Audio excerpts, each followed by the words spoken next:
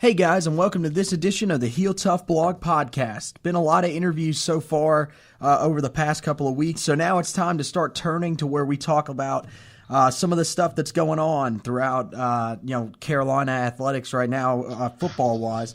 We're going to look at the spring camp update today, talk a little bit about the spring game being canceled, and then finally we'll roll around and look at the impact that the decommitment of 2019 defensive end Hakeem Beaman will have on this team. So with us to help us out will be my guy Zach Hubbard, back after a while. It's been a while, man. So how you been doing? I've been doing well. How about you, man? Good. So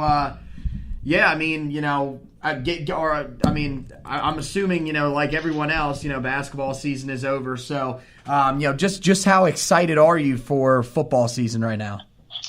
Well, with basketball season being over, like you mentioned, I'm very excited. I mean, now is the time of the year, specifically in spring practice and spring camp, that, as Coach Fedora said in recent interviews, this is where you develop depth. And after last season, developing depth is going to be kind of a paramount goal for this team in the spring and then in the summer and going into the fall.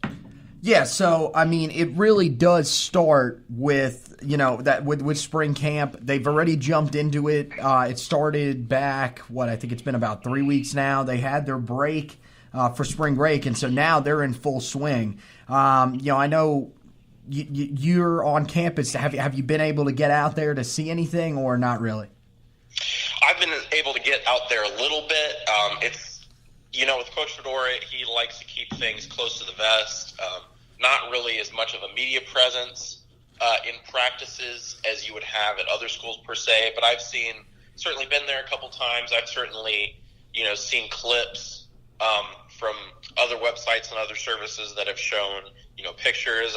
I check the message boards and things like that. So I feel like I have a pretty good indication of what we're looking at in terms of this spring for the UNC Tar Heels.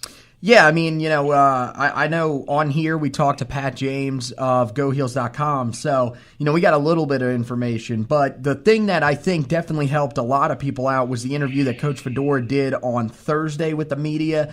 Kind of gave us some insight into some of the main storylines. The one I'm going to start with, he says that the freshman quarterback are where they need to be and are the same as most of the freshman quarterback in the past.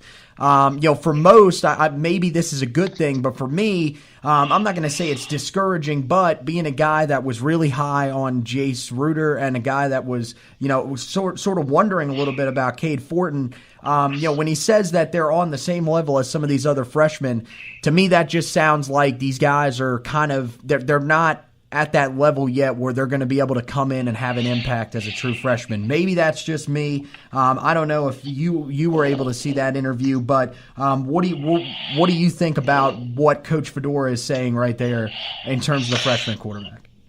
I honestly don't see it as that much of an issue, just because Coach Fedora has been very forthright with saying in the past that this is an offense that takes time to learn, not only for quarterbacks, but for running backs, for wide receivers, for offensive line.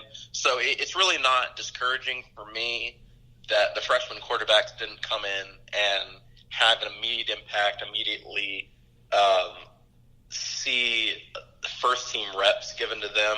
I've seen both of them. I've seen them throw. I've seen them go through progressions, and they look pretty good to me to start out. But I do understand that they are freshmen, and that I'm not seeing them in a live game scenario. But they came in as early enrollees. They're getting there physically, which I think is always the first step. Is that you want to have these guys at the physical level that they need to be at, specifically Jace Ruder. Jace Ruder looks athletic. He looks muscular. He looks ready to be the dual threat quarterback that you want in this Carolina offense.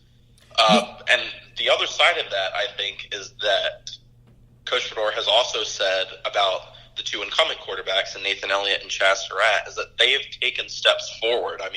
Nathan Elliott will be a fourth-year junior. He knows this offense.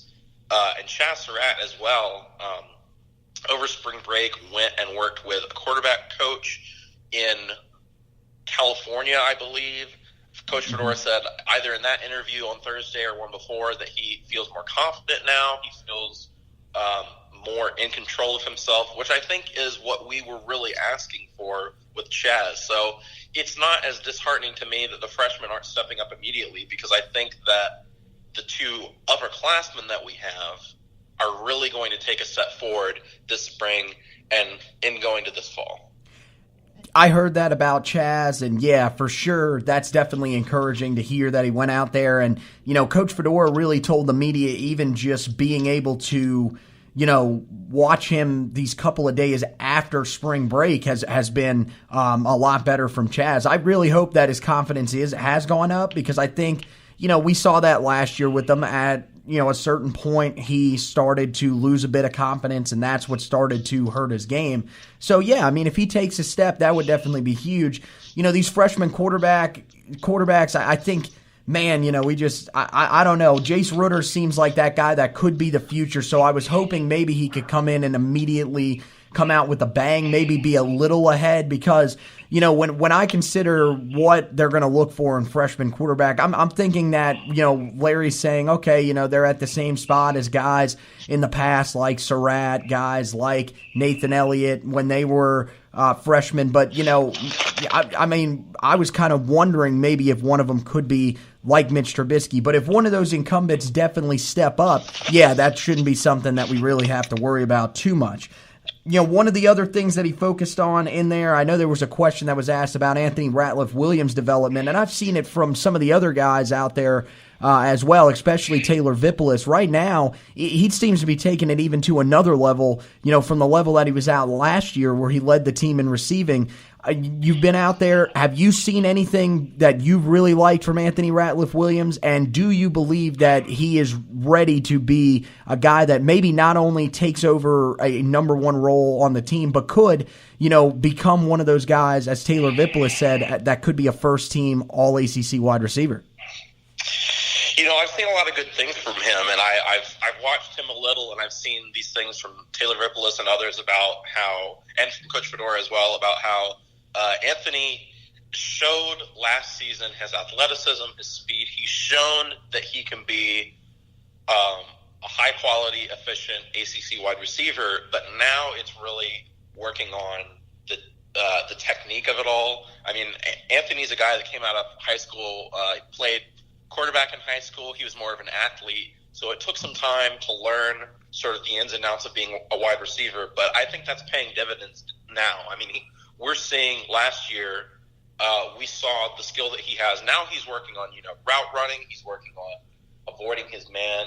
I do think that he's taking steps forward, and I think that I don't want to make any predictions about All-ACC or anything like that, but I do think that he's taking the steps forward. He was the number one guy, in my opinion, last year, and I think he'll easily be that again.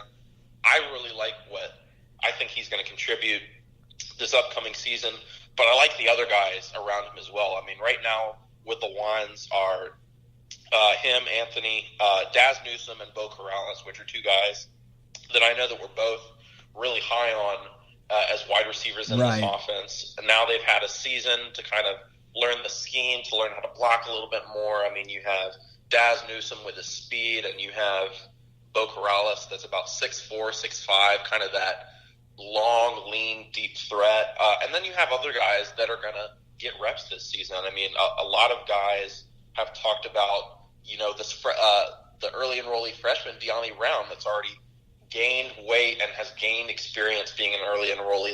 And it's really impressing, guys, as he should, given his blue chip status. So there are multiple wide receivers within this offense that I can see being very good this coming year and extremely good in the years after that. Not even counting the guys that will get in the summer as well. So I think there's certainly options for UNC at wide receiver in 2018 and into the future as well. Oh, I mean, receivers it's arguably the deepest position on the team. I mean, we talked about that when we broke down the depth chart. I mean, it's pretty much either that or defensive end at this point.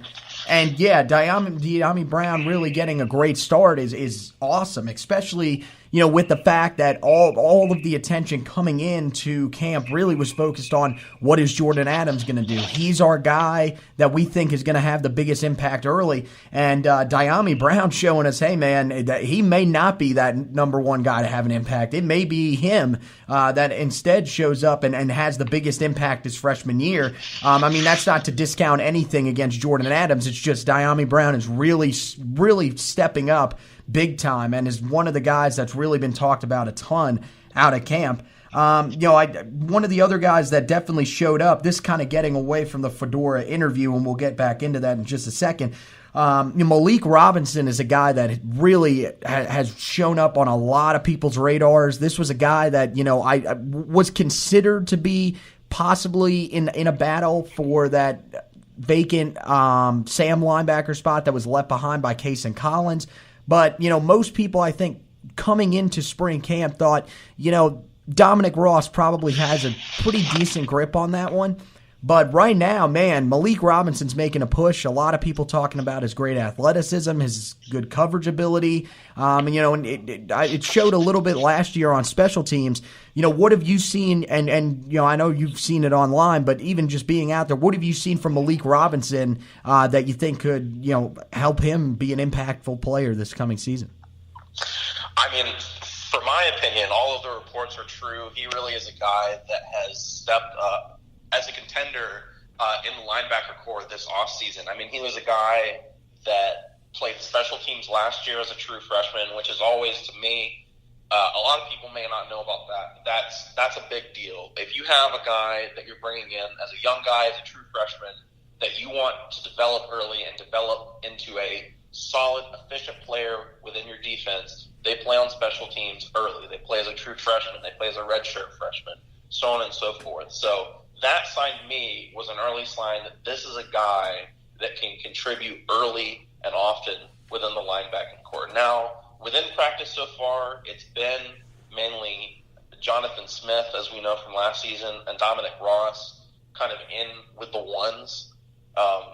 So Malik Robinson hasn't really taken sort of his spot in the starting lineup, but that was not really to be expected. And if anything, it's good to see Dominic Ross take his step forward as well as an older player that's been with the team a little bit longer. It's always nice to see guys like that have more experience and know the system, take that step forward.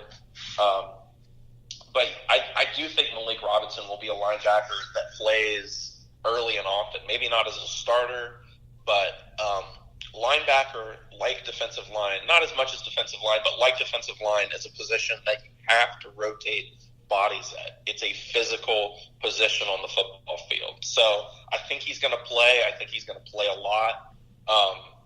And he's someone that I'm really excited about, either at inside or outside backer. He's got speed. He's got tackling ability. It sounds like he's good in coverage. So I'm really excited for him this year and in the future, as we've mentioned as well. Even if he doesn't get that start, like you said, you do have to rotate there. So we could see him behind Cole Holcomb, and there could be a chance to at least have some sort of impact back there. The one main thing to take away from this for sure is the fact that there were concerns, that there still are some concerns when it comes to depth at linebacker, but seeing a guy like Malik Robinson, who's going to be one of our depth linebackers, perform well is definitely something that's encouraging. So, one thing that Coach Fedora also focused on was the new additions to the coaching staff, primarily on Coach Gillespie, the running back, Robert Gillespie, the running backs coach. He's come in and was just officially announced sometime during last week. I don't remember the exact day, but he said that so far he really has liked what Coach Gillespie has brought to the table. And, we know Coach Gillespie's background is pretty proven. You've seen it out there. Do the running backs really seem to be acclimating to him well? I think so. The thing that's been pointed out to me already is that Coach Gillespie, alongside, guys like Coach Pascal at the wide receiver position and Coach Henry Baker at the cornerback position, is that these are all young guys, and that's really something that stands out to these players. maybe it shouldn't, maybe some people think that it shouldn't, but it is something that helps players connect. So I think it has influenced how the running backs have responded already. I think he was obviously a guy that, as you've discussed before in other Field to Plug articles, is that this is a guy that knows how to coach wide receivers, knows how to coach running backs, had experience with that at Tennessee, coached some really good ones, even some NFL caliber running backs. So I don't doubt his acumen as a running backs coach. It seems like he's done well so far. And it seems like the running backs as a unit has done well so far. I mean, right now you have kind of last year's starter, Jordan Brown, is somewhat limited, so he's really not going through those first-team reps. But we have, the phenom from last year, Michael Carter, is getting extended reps, which is always a good thing. You and I both really are excited about his potential going forward. I mean, he did so much last year. But then also guys that I personally thought would move back to linebacker, and Jonathan Sutton is getting some of those first and second team reps as well. We know what he brings to the table kind of as a short yardage back, but maybe didn't get as many carries last season, but could see some more this coming season in situations where UNC just wants to grind out a couple yards here and there, maybe in goal line situations or third downs. But also someone that I've noticed, at least physically, if not exclusively in his running ability, is redshirt freshman Antoine Branch. He was injured last year, didn't really get to show us anything. But, I mean, I've seen this guy on the football field. I've seen this guy around campus, and he is the real deal in a physical sense. I mean, he is the prototypical power back that UNC really hasn't had in a while. I mean, with Elijah Hood, you had some of those aspects, but he was really more of a fully balanced back that was able to use his speed and his power. With Anton Branch, you have more the traditional power back that teams have used for all of college football, for all of football in general. So I really like his potential in sparing roles this year, and then in the coming years, I think that he, if used effectively within this offense, could be very good. I think that it's really just to see how Coach Fedora and the UNC staff use guys like Sutton and like Antoine Branch. I mean, last year we played a lot out of shotgun, out of these spread formations, which is the base offense. But in scenarios where you have these bigger backs, you somewhat need to, maybe line up in more traditional pro-type sets or add in some plays for them to diversify your offense. So it would be interesting to see how UNC utilizes these bigger backs in the run game this season. And, we saw that, and, that's something that, we struggled with definitely last year. We tried to use Sutton in some of those situations where we were trying to run out of the shotgun in what you would call, I guess, like a power run situation. And, it really didn't work. So, maybe that is something that they definitely are going to have to consider. And that's good to hear from Antoine Branch, that he's back and running hard. And that's kind of what, if you watched his high school tape, that's kind of what you were expecting. Not quite on the level of a Ryan Houston, but still, I think just maybe a little quicker. But, man, he's probably going to bring that edge. He is a bull in a china shop, and that is going to be something that we should all definitely look forward to. One of the other changes on the coaching staff this year really is just the influx of former Tar Heels. Quinshot Davis was one of the ones that we talked about earlier in the year, coming in as a wide receiver assistant. He's still going to stay on the staff even with Gunther Brewer moving on. Alex Marsh is going to be on as a graduate assistant as well on the offensive line. And then you're going to have Jeff Schottmer, Shaq Rashad also joining the group. So, I don't know if you've seen these guys out there, but really I think, just from a Tar Heel fan perspective, having some of these guys back is just really encouraging. What did you think about when you heard that those guys were joining the staff?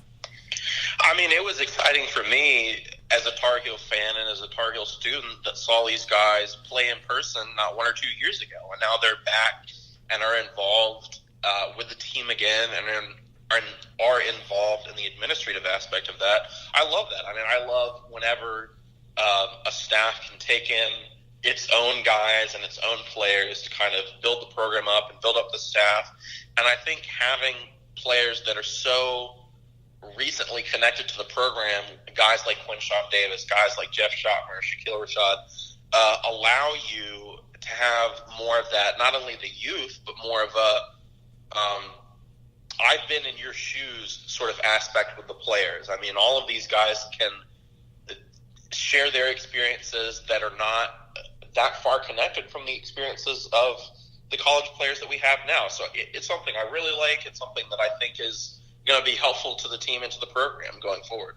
Yeah, and I mean, Shaq Rashad and Jeff Schottmer being reunited is definitely going to be something that should, at least, if anything, liven up the environment that we have there, because we both know those guys were a ton of fun when they were on campus. So, exactly. One of the other things that you looked at, really, as we kind of shift focus, that Coach Fedora did say in the interview, there will be no spring game this upcoming April. Is scheduled for the 14th.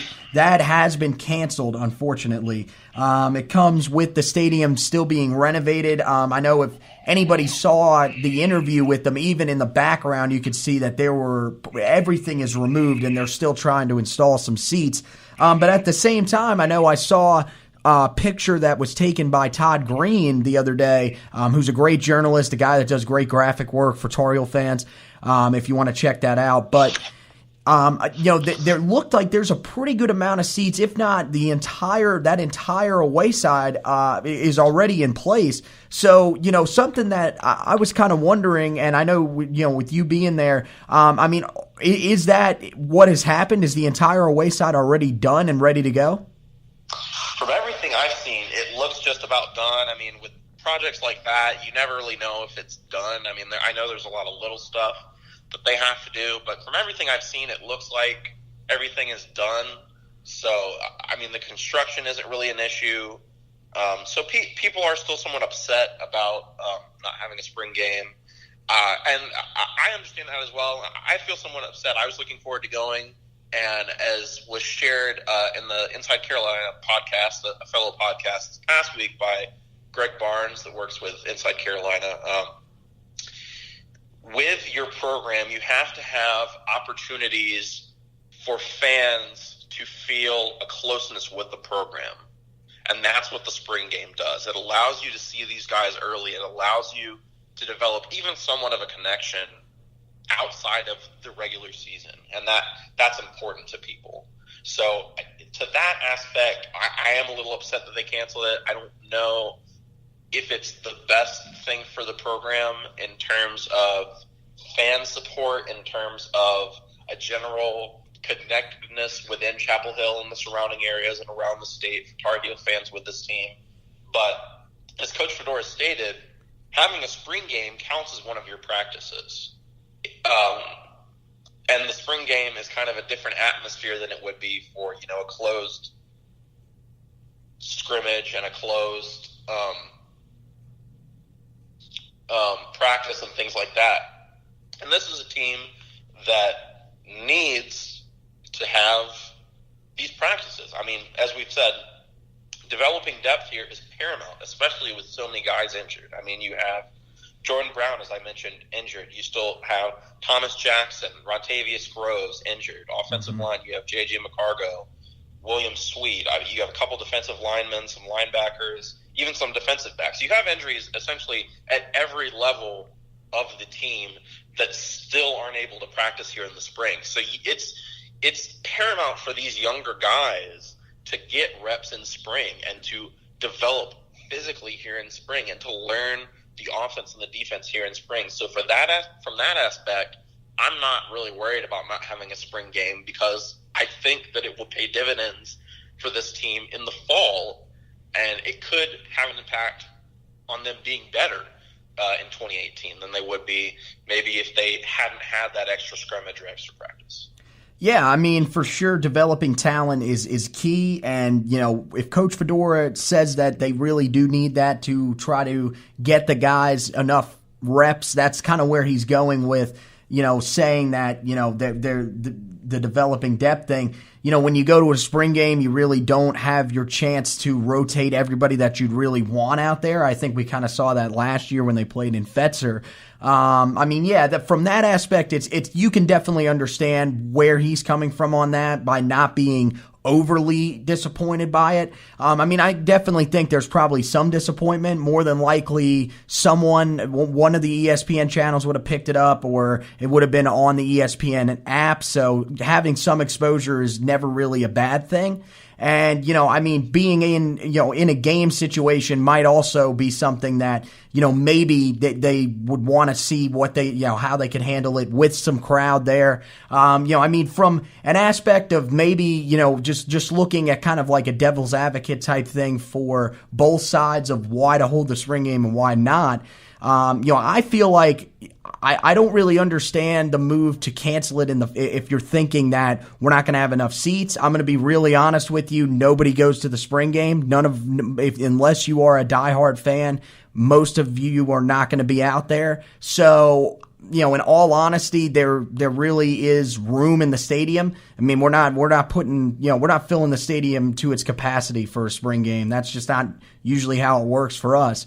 But, at the same time, I mean, I understand the one thing that I think people have to also think about, the ones that are saying, well, they should just go ahead and hold it. You got to think right now with no other fields being able to be used, that means that every sport that uses a field, so soccer, lacrosse, field hockey, all that stuff is going to be it's going to be in Keenan. They're all holding that in Keenan. So, that's a lot of wear and tear on that grass. And then you got to think they hold football practices there too. Adding a spring game, that could definitely be something that would, be, even more harmful to that turf. And then they end up having to re-put it down and everything like that. That could end up costing them a practice or something for, somewhere in the future. So, I don't really know, the logistics of that. I'm not a guy that, works for them or anything like that, so I can't tell you that. But for sure, you could see how both sides of the argument are there. But yeah, I'm with you, and I'm with Coach Fedora. The extra practice, I think, could definitely benefit this team big time down the stretch. So, the last thing that we're going to talk about, one of the things that I think may have kind of gone under the radar a little bit with all the focus kind of being on March Madness and being, really just focused on the basketball court in general. Hakeem Beaman, the 2019 defensive end, he comes from Lloyd C. Byrd High School in Virginia. He actually decommitted from the Tar Heels last Monday. He had been considering the decommitment for a while, according to a Rivals article that was released the day after he decommitted, where I don't remember which journalist it was. I think it might have been maybe Barton Simmons, but don't quote me on that. He told him, that he, this is something that he wanted to do before spring break, but for some reason he wasn't able to do that. And he had been considering it even further past that because, with the influx of new offers coming in, Alabama, Clemson, I know is in on him, Ohio State, South Carolina. Those are the big four because those are the ones that he named as his top four. But I mean, pretty much any of the big name schools are in on this guy. That was something that he was considering, and he ends up actually decommitting, drops the Heels to number 50 nationally in the rankings from 25th, and drops them to 11th in the ACC recruiting rankings for 2019 from 5th. So, I'm assuming you've seen it. I also released an article the other day on it. So, what is your initial reaction to the decommitment of Beaman? Zach, still there, man? Sorry. From what I've seen, this is not a big surprise to me. This is, something that Tar Heel fans have been expecting for a while. This is a guy that committed very early. I mean, he committed at the Freak Show last summer. He committed basically as a sophomore. And kind of the impression that I've gotten is that he has never really shown a lot of interest in UNC, but, as a sophomore that didn't have a lot of offers, committed kind of there at the Freak Show. Some guys do that. They get, wrapped up in everything, but has been a guy that has gotten national attention and has gotten some more of those big-time offers that guys, like to get, and never really showed much interest after the Freak Show in the Tar Heels. Had been taking visits other places, so I I don't think that this was something that was unexpected. It is obviously a blow. I mean, this was a 4-star guy, a top 300, 350 player in the nation on the defensive line, which is going to be a big need for the Tar Heels in the class. It's better that this happens now rather than later, though. It's better that this happens here in the spring than if it happened right before the early signing period in December, or even so far as to late January, late February. I mean, guys commit and take visits elsewhere, and that happens all the time, but this was a player that really didn't seem to be in love with Chapel Hill and in love with the Tar Heels. So I don't think that it's something to be worried about per se.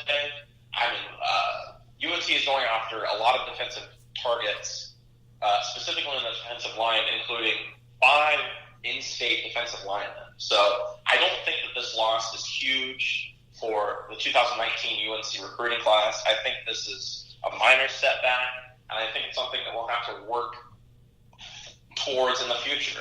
And right now, here in spring, with spring recruiting, you know, with the early signing period and having spring official visits now, the recruiting period is a little bit more accelerated, but spring traditionally is really not a big time for football recruiting. I mean, it's really in the summer as guys go to camps, such as our pre-show here. It's really in fall, you know, when the season is going on and guys go on more of their official visits there. Maybe in the future, spring will be a little bit more important. In fact, I'd even predict it to be so. But as of right now, I mean, this is an early decommitment.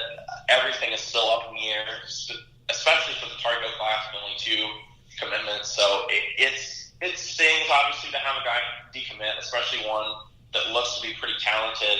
But I think that there are other talented players that UNC is also in the running for. So it's not something that I had the biggest, you know, emotional response to. Right there with you on that, man. You know, looking at him, he was a guy that, I wasn't, you know, I wasn't guaranteeing he was going to commit in this class. Like, pretty much every time I would look at the commitments in the class just to make sure someone didn't slip under the radar, you know, I would look at him and be like, there's no way we're keeping this kid. I've seen some of the other offers he's rolling in. He has not really been talking about Carolina at all. And, you know, that's really not that shocking. And I'm with you. I don't think it's a massive impact. It's so early in the process, you know, as opposed to, as you said, you know, in the December, January area, kind of like with the, you know, it wasn't a Peyton Wilson type situation. We got this out of the way early, and now we can say, okay, well, that kid really wasn't as committed to this university as we'd like. Let's find these guys that are committed, like the way, you know, we want our guys to be committed here at Carolina. And you're right. I mean, looking at some of the guys that we're definitely taking a look at, I know we got Colin Clay, who's a defensive end out in Oklahoma, who we're having a big impact on. And, you know, he's really talked highly about us. In-state guy like Savion Jackson from Clayton High School in Clayton, North Carolina. So, you know, there are a lot of guys that we're going to be chasing in this class. And, you know, there's still plenty of time. This class is far from being over. So, yeah, I'm with you there. I was just, you know, making sure that you aren't in freak-out mode. I think Tar Heel Nation has done a good job. We know usually they would overreact to something like this, but I think the time of year that he decided to decommit actually did help us. So, yeah, man. Hey, thanks for joining us for this. This was great, and we will definitely be taking more of a look inside as spring goes along. We'll definitely have a spring conclusion podcast where we'll talk about you know, everything that's gone on in spring camp and kind of where these guys are going to be headed going into summer camp. So for right now, we're going to get ready to step off. Zach, thanks for joining us, man. You can follow him on Twitter. Give him the Twitter handle, man. That'd be @HackZubbard on Twitter. And yeah, just tweet stuff about the Tar Heels. Obviously, come on here every once in a while, contribute. Hopefully we'll contribute to the blog in the future. And yeah, that's me. All right, man. Hey, thanks for joining us. And as you guys know, you can subscribe basically anywhere. We're on all sorts of sites right now. So just check my Twitter page for that, @FutureTarHeel. And for now, we'll say goodbye from this edition of the Heel Tough Blog Podcast. And as always, go Tar Heels.